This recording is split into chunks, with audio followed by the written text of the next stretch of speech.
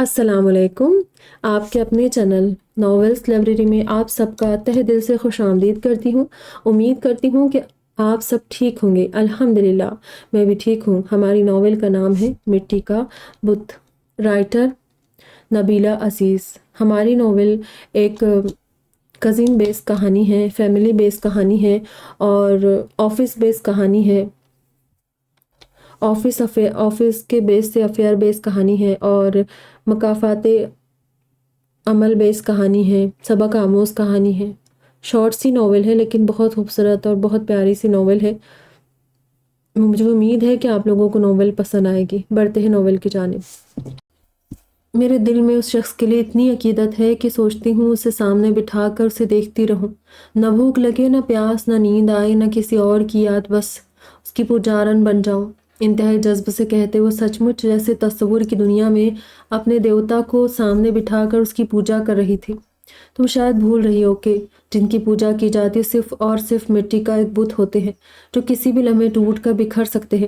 Lisa کی اس قدر دیوانگی پہ سہرش نے دلیل پیش کی، لیکن لیزا حمید دیوانگی اور جنون کی اس حد تک پہنچ چکی تھی جہاں بڑی سے بڑی دلیلیں اور ثبوت بیکار نظر آتے تھے۔ میں اسے اتنا سیند کر رکھوں گی کہ بھی کبھی ٹوٹ نہیں پائے گا۔ لیزا اپنے ہر مسئلے، ہر دلیل کا حل سنبھال رکھا تھا۔ کاش کہ ایسا ہی ہو، لیکن لیزا انسان سب کچھ سینت کر رکھ سکتا ہے، کسی کا ایمان اور نیت کبھی بھی سینت کر نہیں رکھی جا سکتی، کیونکہ نیتوں کا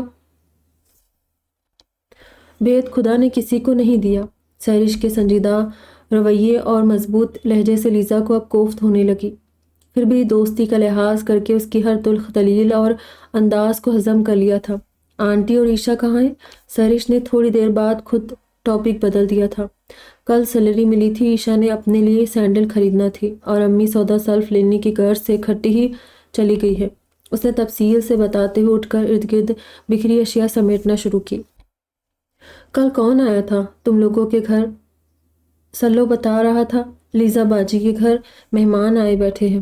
سہرش قریب پڑا میگزین اٹھا کر دیکھنے لگی اور خیال آتے ہی کل کے بارے میں سوال کر دیا۔ چاچی اور منان وغیرہ آئے تھے؟ لیزا مختصر بولی۔ خیریت؟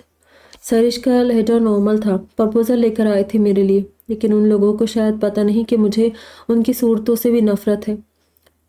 میں شادی کروں گی وہاں؟ اس نے نخوت سے کہہ کر چیزوں کو غصے سے پٹک دیا، جیسے ان میں چاچی اور منان وغیرہ کو دیکھ لیا ہو۔ سہرش کو حیرت کا جھٹکا لگا۔ اتنا اچھا پرپوزل وہ کتنی آسانی سے ٹھکرائی تھی، اور وہ بھی بیکار کی ضد اور نفرت میں۔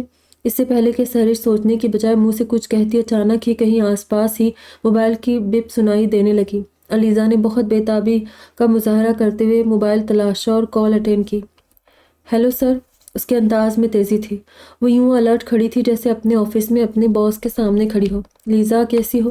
دوسری طرف ایک بھاری گمبھیر مردانہ آواز ابھری اور اس آواز کا ارتعاش قریب بیٹھی سہرش کو بآسانی محسوس ہوا۔ سر میں بالکل ٹھیک ہوں، آپ سنائیں، اتنی صبح وہ بھی سنڈے کے روز کیسے یاد کر لیا مجھے؟ بہت سلجھے ہوئے مؤدب لہجے میں پوچھ رہی تھی۔ اس کے لہجے سے چھلکتی دیوانگی کا رس سہرش سے پوشیدہ نہیں تھا۔ وہ وہاں سے اٹھ کر باہر نکل آئی۔ یاد تو تم پل پل آتی ہو، لیکن سنڈے کے روز تمہیں نہ دیکھنے کی وجہ سے یہ یاد اور بھی شدت اختیار کر جاتی ہے۔ سنڈے کا دن تمام کرنا مشکل ہو جاتا ہے۔ لیزا ان کی بات سے جیسے ہواؤں میں اڑنے لگی۔ یاور عباس اس کے باس تھے اور اس کے حق میں اس قدر اچھے اور مخلص تھے کہ وہ ان کی اچھائیوں کی معترف ہوتے ہوتے دیوانگی اور عقیدت کے مقام تک پہنچ گئی تھی۔ وہ اب ان کی ہر حکم پر سر جھکانا اپنا فرض اور خوشی سمجھنے لگی تھی، لیکن سہرش کو اس کے ان دیکھے باس سے عجیب سے چڑ ہوتی تھی۔ شروع میں سہرش اس بات کا برملا اظہار کر دیا کرتی تھی، لیکن جب لیزا کی ناگواری محسوس کی تو اپنے اس اظہار سے اعتراض برتنے لگی۔ لیکن کبھی کبھی لیزا کا جذباتی پن دیکھ کر بے اختیار تنبیہ بھی کر بیٹھتی تھی۔ تم کیا جانو سہرش، میرے باس کتنے اچھے ہیں، سب کا اتنا خیال رکھتے ہیں، ہر ایک کی تکلیف پر تڑپ جاتے ہیں، اور میرا تو انہوں نے اس وقت ساتھ دیا جب کوئی اپنا بھی ہمارا ساتھ دینے کو تیار نہیں تھا۔ جب ہم اپنا گھر بیچنے پہ مجبور ہو گئے تھے، انہوں نے ہمیں گھر سے بے گھر ہونے سے بچا لیا۔ لیزا کا لہجہ بھرا جاتا تو سہرش خاموش ہو کے رہ جاتی اور سوچتی کہ ہو سکتا ہے لیزا کے باس اتنے ہی اچھے ہوں جتنے وہ بتاتی ہے، میرا ہی طرز فکر غلط ہو یا پھر میں کسی وہم کے حصار میں ہوں، اور پھر یہی بات سوچ کر وہ قدرے مطمئن ہو جاتی۔ اچھا لیزا، میں چلتی ہوں، کافی دیر ہو چکی ہے، آنٹی وغیرہ آئیں تو میرا سلام کہنا۔ لیزا فون کال سن کر فارغ ہوئی تو سہرش نے اجازت مانگی، کچھ دیر ٹھہر نہ سکی اور چلی گئی۔ وہ بھی دروازہ بند کر کے اپنے کاموں میں مشغول ہو گئی تھی۔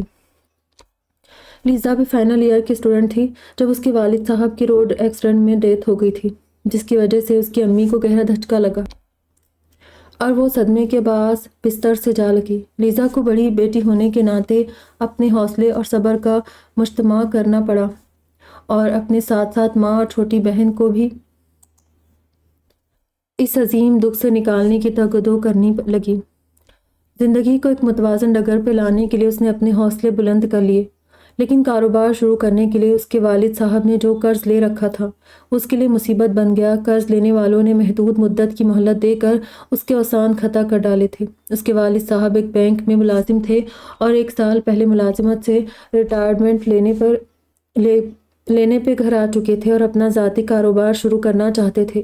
آخر وہ بیٹیوں کے فرض سے سبکدوش ہونا بھی باقی تھا اور اپنا بڑھاپا بھی سنوارنا تھا، لیکن جیسے ہی انہوں نے کاروبار شروع کیا ان کے ساتھ حادثہ ہو گیا اور اب وہی قرض ان ماں بیٹیوں کے لیے عذاب بن چکا تھا۔ لیزا جگہ جگہ اپنے لیے جاب تلاشتی پھر رہی تھی، مگر ہر جگہ ناکامی کا منحوس چہرہ دیکھنا نصیب ہو رہا تھا، اور جب قرض لینے والوں کی طرف سے ملی ہوئی مہلت کی مدت ختم ہونے کے قریب آئی تو مجبوری اور بے بسی کی حدوں کو چھوتے ہوئے وہ اس آدمی کے سامنے پہنچ گئی جس سے قرض لیا گیا تھا۔ پلیز سر، مجھے کچھ اور وقت دے، میں بہت جلد رقم کا بندوبست کر دوں گی۔ پریشان کھڑی اپنی قرض پیش کر رہی تھی۔ دیکھیے مس، 2 ماہ ہو چکے ہیں اور کتنا وقت لے گیا آپ؟ ضیاء خان کافی روکھے اور بدمزاج قسم کے آدمی تھے، اس وقت بھی کافی رکھائی سے بولے۔ پلیز سر، مجھے 2 ماہ کا وقت اور چاہیے، میں جاب ملتے آپ کی رقم۔ کیا کہا؟ 2 ماہ؟ اور آپ ہوش میں تو ہیں؟ یہ کاروبار آپ کے باپ کا تو نہیں جہاں آپ کی مرضی چلے گی؟ ضیاء خان ایک دم چلا اٹھے اور لیزا کو ایسی کھری سنائی کہ اس کی آنکھوں میں آنسو آ گئے اور کتنی دیر سے دروازے کی سمت پش کیے بیٹھے یاور عباس نے ذرا کی ذرا گردن موڑ کر مایوسی کے عالم میں باہر نکلتی لیزا حمید کو دیکھا اور پھر کچھ اور دیکھنے کا خیال ہی نہ رہا۔ انہوں نے ضیاء خان سے اس لڑکی کا مسئلہ پوچھا جو زیادہ گمبھیر نہیں تھا لیکن اس لڑکی کے لیے خاصا گمبھیر تھا۔ یاور عباس وہاں سے چلے گئے، لیکن جب لیزا کا گھر قرض چکانے کے لیے بک رہا تھا تب یاور عباس نے قدم آگے بڑھائے اور اپنی گارنٹی پہ ضیاء خان کو وہ گھر بھیجنے سے روک دیا۔ لیزا حمید کو جاب آفر کیا اور لیزا بیک وقت اپنے 2 بڑے مسئلے حل ہوتے دیکھ کر جہاں خدا کا شکر بجا لائی وہیں یاور عباس کی ممنون اور احسان مند ہو گئی۔ رفتہ رفتہ اس کا پورا قرض اتر گیا، گھر بھی تھوڑا خوشحال دکھائی دینے لگا اور آفس میں بھی وہ اپنی ساکھ بنانے میں کامیاب ہو گئی تھی، اور اس کام میں اس کامیابی میں سب سے زیادہ ہاتھ یاور عباس کا تھا۔ اس نے لیزا حمید کی تمام پریشانیاں دور کر ڈالی اور وہ دن بدن اس کے احسانات تلے دبتی جا رہی تھی۔ چند روز پہلے انہوں نے اس کو موبائل فون کی سہولت بھی مہیا کر دی تھی۔ سر، آپ میرے لیے میری زندگی میں فرشتہ بن کر آئے ہیں، مجھے الفاظ نہیں ملتے کہ کیسے آپ کا شکریہ ادا کروں، بھرائی آواز سے کہتی اور یاور عباس اس کا کندھا تھپک کر چلے جاتے۔ وہ دن رات انہی کے گن گا رہی تھی اور یاور عباس اس کی ایسی دیوانگی دیکھ کر مسکرا دیتے، بہت مبہم سی مسکراہٹ سے۔ کیا بات ہے، کچھ پریشان نظر آ رہی ہو؟ لنچ ٹائم میں وہ لنچ کرنے نہ گئی تو یاور عباس کو تشویش ہوئی، اس لیے خود آ کر دریافت کر رہے تھے۔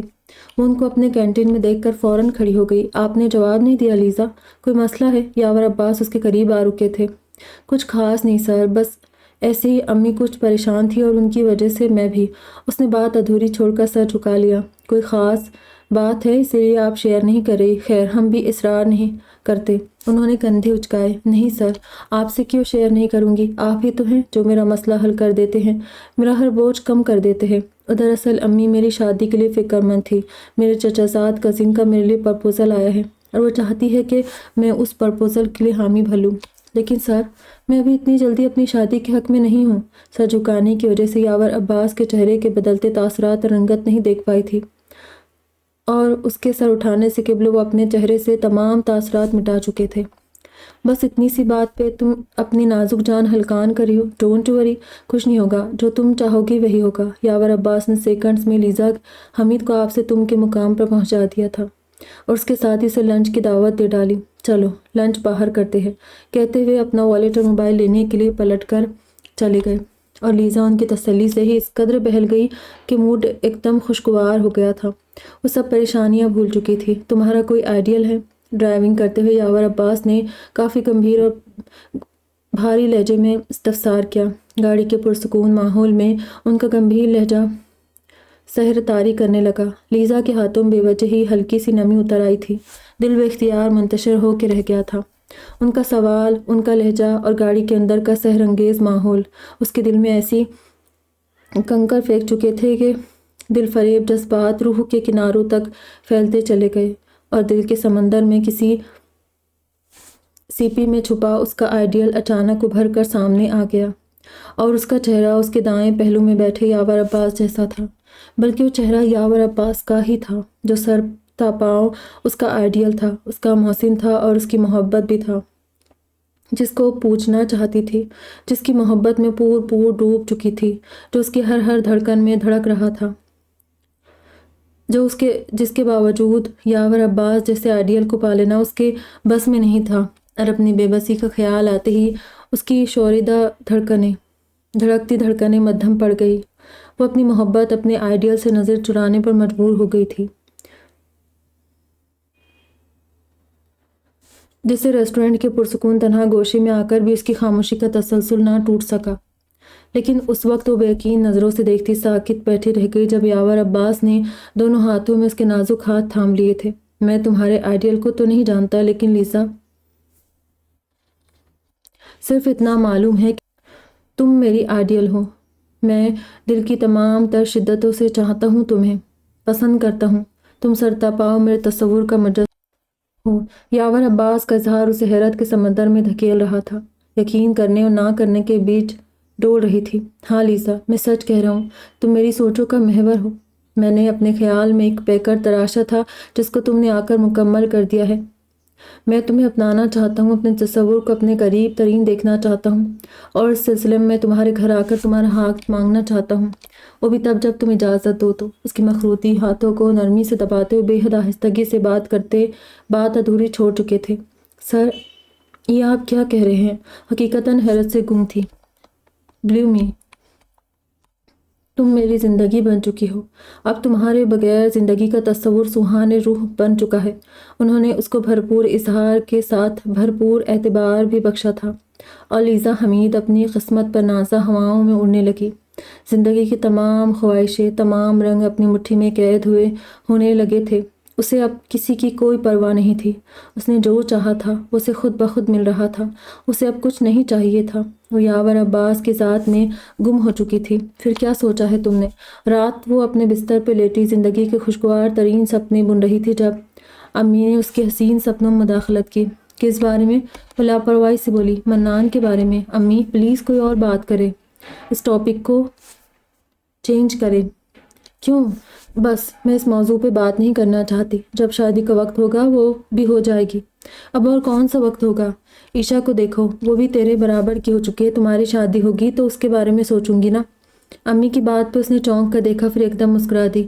پھر ایک آسان حل ہے، آپ پہلے عشا کی شادی کر دیں، بعد میں میری شادی کا مسئلہ بھی حل ہو جائے گا۔ اس کی بات پہ امی کے چہرے پر خفگی بکھر گئی۔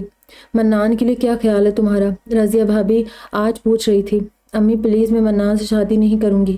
بے شک وہ میرا چچا زاد ہے، لیکن وہ اس وقت کہاں تھا جب ہم گھر سے بے گھر ہو رہے تھے، جب ہمیں سہارے کی ضرورت تھی۔ اب کیوں ہمارے لیے دیوانہ ہو رہا ہے جب ہمیں کسی کی ضرورت نہیں رہی؟ اس کے لہجے میں نفرت اور خفگی در آئی تھی۔ تم جانتی ہو یہاں نہیں تھا، اسے ہمارے حالات کی خبر بھی نہیں تھی۔ اب آیا ہے تو دن رات خبر لیتا ہے، ہر طرح سے خیال رکھتا ہے۔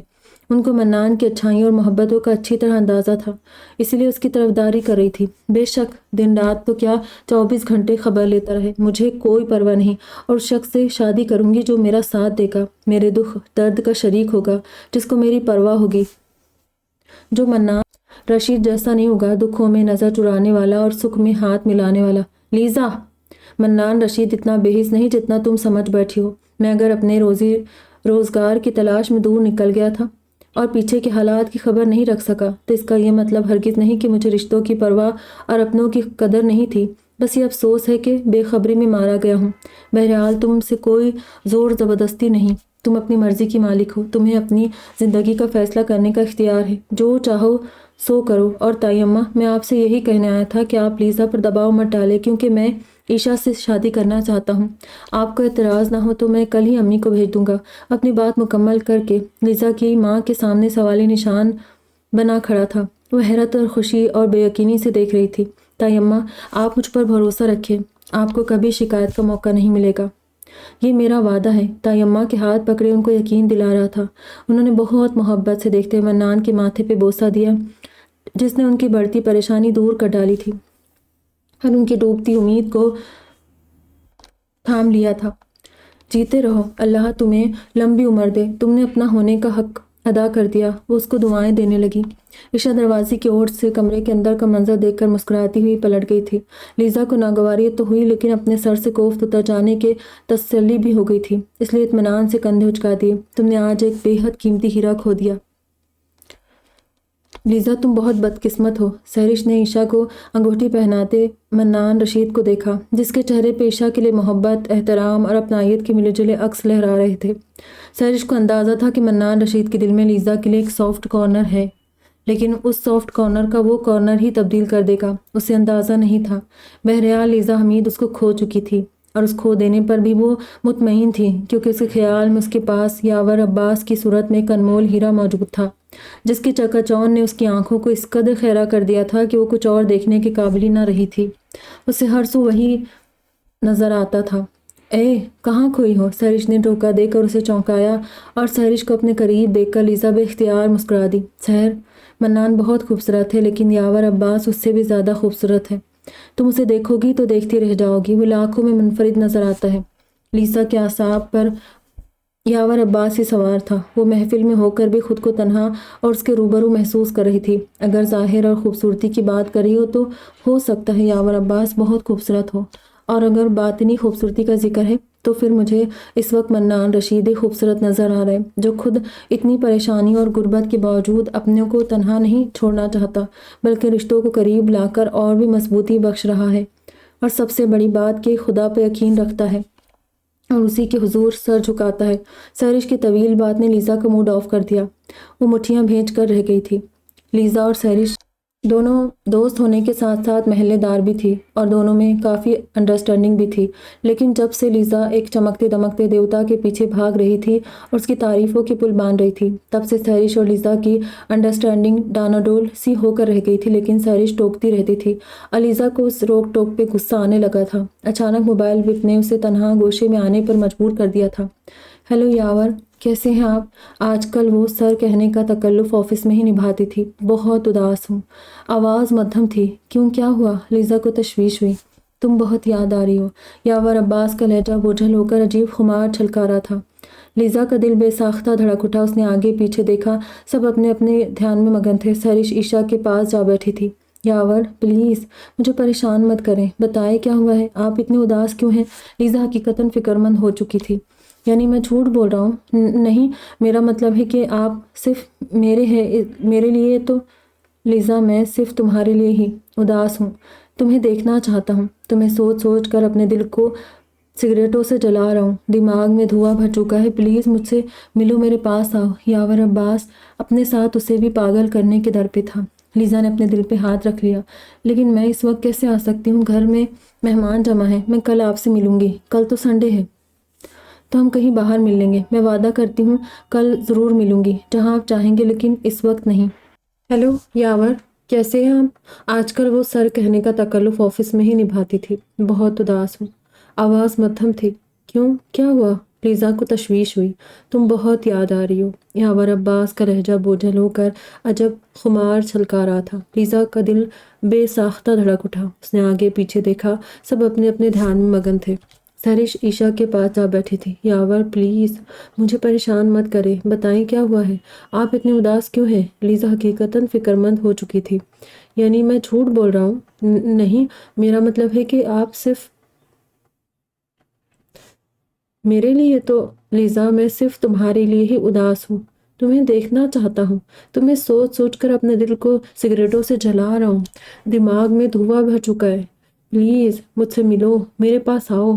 یاور عباس اپنے ساتھ اسے بھی پاگل کرنے کے در پہ تھا۔ لیزا نے اپنے دل پہ ہاتھ رکھ لیا۔ لیکن میں اس وقت کیسے آ سکتی ہوں؟ گھر میں مہمان جمع ہیں، میں کل آپ سے ملوں گی۔ کل تو سنڈے ہے، تو ہم کہیں باہر مل لیں گے، میں وعدہ کرتی ہوں، کل ضرور ملوں گی، جہاں آپ چاہیں گے، لیکن سر اس وقت نہیں۔ اس نے یاور عباس سے ملنے کا وعدہ کر لیا اور پھر چند منٹ بات کرنے کے بعد فون بند ہو گیا تھا، مگر وہ خود کو یاور عباس کے پاس ہی محسوس کرتی تھی۔ سماعتوں میں اس کا اداس اداس لہجہ گزرتا محسوس ہوتا رہا تھا۔ کتنی محبت کرتی ہو یاور عباس سے؟ منان کی آواز سے وہ ایک دم اپنے دھیان سے چونکی۔ چائے کا بھاپ اڑاتا کپ ہاتھ میں لیے اس کے قریب کھڑا براہ راست لیزا کی آنکھوں میں دیکھ کر اس کی محبت دریافت کر رہا تھا۔ وہ اس کی بات پہ مسکرائی، جتنا وہ خوبصورت ہے، بے ساختہ کہہ گئی، یعنی اس کی خوبصورتی کی کوئی مثال نہیں، اسی طرح میری محبت اور عقیدت کا بھی کوئی بدل نہیں۔ اوہ، میں تو کچھ اور ہی سمجھا تھا۔ ویسے آج وشا بہت پیاری لگ رہی ہے، میرا دل چاہ رہا ہے نکاح کی رسم بھی آج ہی ادا ہو جائے۔ وہ چائے کا سپ لیتے ہوئے دور بیٹھی عشا ہے شاید، ہاں میں نے غلط پڑھ لیا، سوری، عشا کو دیکھ کر شرارت سے مسکرایا۔ لیزا اس کی مسکراہٹ کو خود پہ طنز سمجھی، اسی لیے غصہ آنے لگا۔ بلاؤں قاضی صاحب کو؟ یار بلا دو، نیکی اور پوچھ پوچھ کہکا لگاتے ہوئے بولا۔ لیزا مزید سلک اٹھی۔ ویسے بائی دا وے، یاور صاحب سے کب ملا رہی ہو؟ اپنے ہمزلف کو دیکھنے کا بہت تجسس ہو رہا ہے مجھے۔ منان آج بے پناہ خوش دکھائی دے رہا، تم جیسی چیزوں سے وہ منہ نہیں لگاتے۔ وہ ایک دم پلٹ کر چلی گئی۔ یہ تمہیں بہت بعد میں پتا چلے گا ڈیئر کزن، کس کو کون منہ نہیں لگاتا۔ کپ خالی کر کے اپنی مضبوط کلائی پر بندھی گھڑی دیکھتے ہوئے آگے بڑھ گیا تھا۔ رات بھر یاور عباس کو اس قدر سوچا تھا کہ صبح ہر چیز نکھری نکھری روشن روشن دکھائی دے رہی تھی۔ گھر کے چند کاموں میں عشا کا ہاتھ بٹا کر تیار ہونے لگی، شاور لے کر نئے کپڑے پہنے اور بال سنوارنے لگی۔ کہاں کی تیاری؟ آج تو سنڈے ہے۔ عشا نے کمرے میں داخل ہو کر اس کا سر تا پاں جائزہ لیا، جو بہت نقصق سے تیار ہو رہی تھی۔ آفس کے ایک ضروری کام سے جانا تھا، واپسی پر مارکیٹ بھی جاؤں گی، ہو سکتا ہے دیر ہو جائے، امی کو بتا دینا۔ وہ اپنا بیگ اور موبائل لے کر عشا کو سمجھاتے کمرے سے نکلی۔ اوکے، بتا دوں گی، خدا حافظ، اس نے گھر کا دروازہ بند کرتے ہوئے کہا اور کچن کے کام نپٹانے لگی۔ لیزا اپنے مقررہ وقت پہ بس اسٹاپ تک پہنچی، جہاں پہلے سے ہی وائٹ چمچماتی سیلون کھڑی تھی۔ یاور عباس آج 3 روز بعد اس کو اپنے سامنے دیکھ کر شانت ہو گیا تھا۔ اس کے بے قرار دل کو قرار آ چکا تھا، نہ جانے کیوں۔ آج یوں چوری چھپے یاور عباس سے مل کر لیزا کا دل شور مچانے لگا تھا۔ اس کی دھڑکنیں اس قدر منہ زور تھی کہ اس کی آہٹیں وہ شخص بھی سن رہا تھا جو اس کے دل کے سنگھاسن پہ براجمان تھا۔ آج شاپنگ کرو گی؟ شاپنگ؟ لیزا نے حیرت سے دیکھا۔ ہاں، آج تم بہت پیاری لگ رہی ہو، اور اس پیاری لگنے کی خوشی میں ہم جیب کو کچھ ہلکا کرنا چاہتے ہیں۔ یاور عباس کی قربت میں آ کر وہ عجیب سے سحر میں جکڑی جاتی تھی، لیکن آج تو حواس ہی اڑ رہے تھے۔ شاید اس کی نگاہوں میں ہلکورے لیتے خمار آلو ٹورے بہت الجھا رہے تھے۔ اس کے ہاتھوں میں ہلکی ہلکی نمی اتر رہی تھی۔ انہوں نے ڈھیروں شاپنگ کی، آئس کریم کھائی، اور واپسی پہ وہ اسے لنچ کے لیے اپنے گھر چلنے کی دعوت دینے لگا۔ نہیں یاور عباس، کافی دیر ہو چکی ہے، امی پریشان ہوگی، آپ مجھے ڈراپ کر دیں۔ یار کتنا ٹائم لگے گا بھلا؟ لنچ بالکل تیار ہے۔ اور زبردستی بعد اسرار اسے اپنے گھر لے آئے تھے۔ ان کا عالیشان گھر دیکھ کر اس کی آنکھیں کھلی رہ گئی۔ اس کا ہاتھ پکڑے اپنے گھر کا کونا کونا دکھا رہے تھے اور وہ چپ چاپ دیکھتی جا رہی تھی۔ اس کمرے کا دروازہ کھول کر وہ اسے اندر لے آئے۔ بہت خوبصورت ہے، اس نے بے ساختہ تعریف کی۔ ہوگا، لیکن تم سے زیادہ نہیں۔ اس کے قریب آ کر سرگوشی میں بولے۔ لیزا نے چونک کر دیکھا، وہ عجیب نظروں سے اسے بغور دیکھ رہے تھے۔ آپ کی چوائس بہت اچھی ہے، کمبینیشن بھی دلکش ہے۔ وہ بات بدل گئی۔ وہی تو میں تمہیں سمجھا رہا ہوں کہ کمبینیشن بہت دلکش ہے، اور میری چوائس ہمیشہ بہت اچھی ہوتی ہے، بالکل تمہاری طرح۔ یاور عباس نے اپنی بے چین انگلیوں سے اس کے رخسار کو چھوا۔ لیزا سمٹ گئی۔ لیزا، میں تمہیں اس بیڈ روم میں دیکھنے کے لیے ترستا تھا، اور جی چاہتا تھا تمہارے گھر سے تمہیں اٹھا کر اس بیڈ روم میں لے آؤں، اپنے بے حد قریب۔ یاور عباس کی آواز کے اتار چڑھاؤ میں خاصا فرق آ گیا، اور اسی فرق کو محسوس کرتے ہوئے 2 قدم پیچھے ہٹی اور واپسی کے لیے سوچا، مگر وہ اس کی نازک کمر میں بازو ڈال چکے تھے۔ یہ کیا کر رہے ہیں آپ؟ آپ ہوش میں تو ہیں پلیز؟ اس نے یاور عباس کا حصار توڑنا چاہا۔ لیزا، تمہیں جب سے دیکھا ہے میں ہوش میں نہیں ہوں اور تمہیں چھو کر ہوش میں آنا چاہتا ہوں۔ کم آن یار۔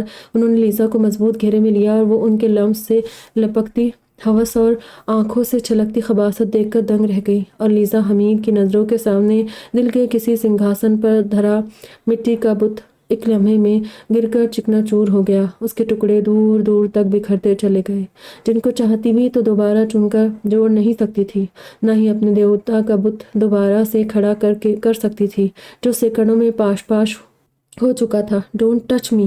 وہ حد سے بڑھتے یاور عباس کی حرکت پہ چیخ اٹھی۔ جواباً یاور عباس کا تھپڑ اسے چکرا کے رکھ گیا۔ غیر متوازن ہوتے ہوئے بیڈ پر گری تھی۔ ہماری بلی ہم کو ہی میاؤں!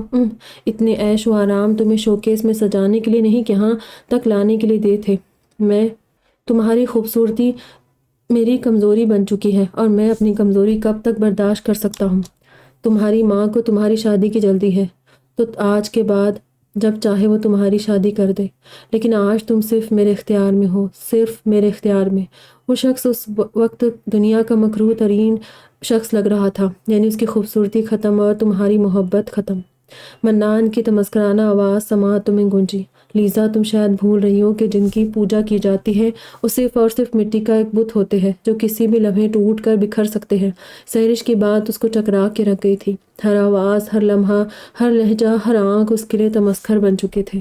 اس کے خیالوں اور خوابوں کو دیوتا اپنے مقام سے گر کر بدصورت ہو چکا تھا، اپنی خوبصورتی، اپنی ہوس کی نظر کر چکا تھا۔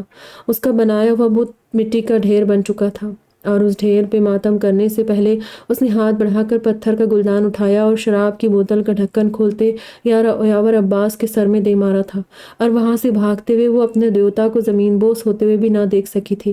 اور آج پہلی بار بے تحاشا روتے ہوئے تیز تیز قدموں سے سڑک کنارے چلتی لیزا حمید پہ ادراک ہو چکا تھا کہ مٹی کے بت کا بھگوان ہونا بہت آسان، لیکن مٹی کے ایک بت کا انسان ہونا بہت مشکل ہوتا ہے۔ آج وہ ایک مٹی کے بت سے ٹکرا کے اس سے نامراد ہو کے انسانوں اور بتوں کا فرق جان گئی تھی، اور اس قدر گہرائی سے جان گئی تھی کہ اب زندگی کے ہولناک چہرے پہلی نظر میں جان گئی تھی، اور ان سے دامن بچا سکتی تھی۔ جبھی اس نے اللہ کا شکر ادا کرتے ہوئے اپنے آنسو پونچھ ڈالے اور اطمینان سے اپنے گھر کے لیے واپسی کے لیے قدم بڑھائے۔